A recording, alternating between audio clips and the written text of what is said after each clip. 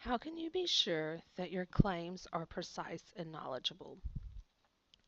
In this lesson, you will learn to develop a precise, knowledgeable claim by evaluating a claim's significance.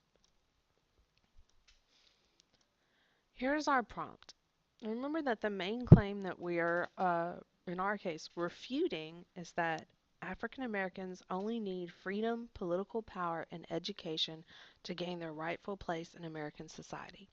And the main point of our paper is that those are not the only things that they need. So in the writing process, we first read closely and analyze. Then we generate and plan. Then we're going to draft and revise. And finally, we're going to edit and publish. In this lesson, we're going to focus on the draft and revise stage of the process. Now, in 11th and 12th grade, the Common Core is going to ask you to start writing precise and knowledgeable claims. So first things first, what is a knowledgeable claim? Well, it's one that is written clearly, and it has to be key to the argument. Then, what is a knowledgeable claim? It's one that is explained well, that shows that you have read the text and you understand it. And it also needs to be written in your own words.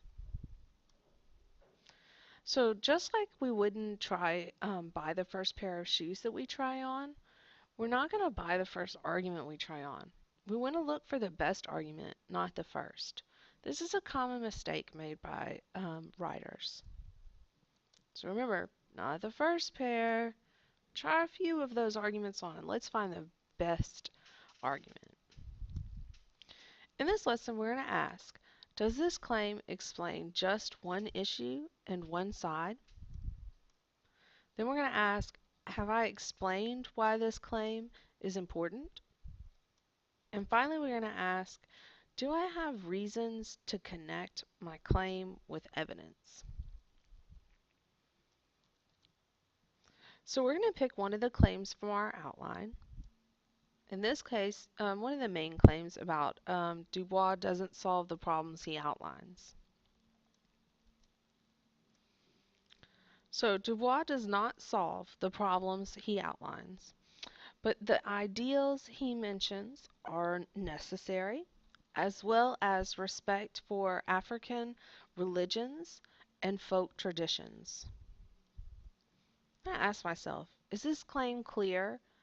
Am I only saying one side or one issue?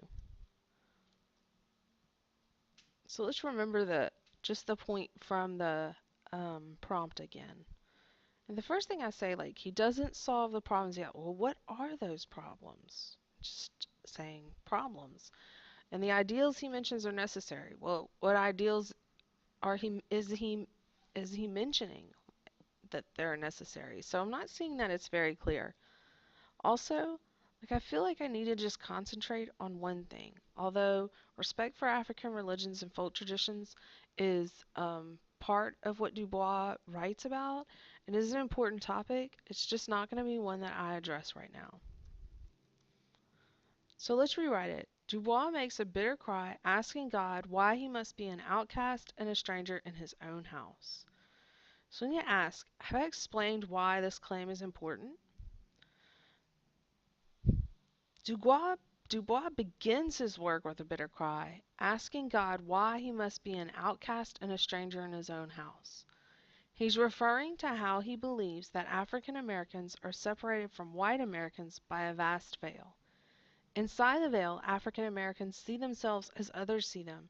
In response, they humbly bow as they are described as disdainful and compared to the devil. Right? Now I've clearly identified what the problem is the fact that it's African Americans are crying out to God because they are outcasts and strangers in their own house, in their own country. But it really says that it's important when I talk about that he begins his work with this. This is the thing that he put first that he wants us to remember, so it must be important. And then finally, I'm explaining that claim by talking about how he refers to the way that African Americans and white Americans are separated, and that African Americans see themselves um, in a bad light, and that they bow to this, and they are described as disdainful and compared to the devil. This is why this claim is important, because of the enormity of the self-image issue. So these are our evidence. Does he solve the problems? Am I connecting this claim with my evidence? He begins his work with a bitter cry. What can I say about the evidence? Furthermore, Dubois describes how African Americans begin to describe themselves as diseased and dying, saying their voting is in vain, and questioning whether education is worth their time since they must always cook and serve. Not even the family structure is safe, as Dubois describes how the systematic and legal rape of women in slavery has caused the loss of ancient African chastity and almost caused the obliteration of the Negro home. Subsequently, Dubois offers no solutions to these problems.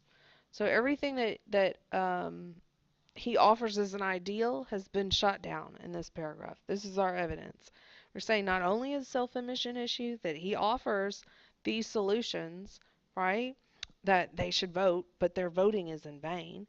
And he says that they should have education, but they question whether education is worth their time, right? So that's again tied back to you've got to be able to pick up the self-image and fix that problem before you can offer the full benefits of education, and that the family structure is not even safe, right? So he's offering no solutions to these problems.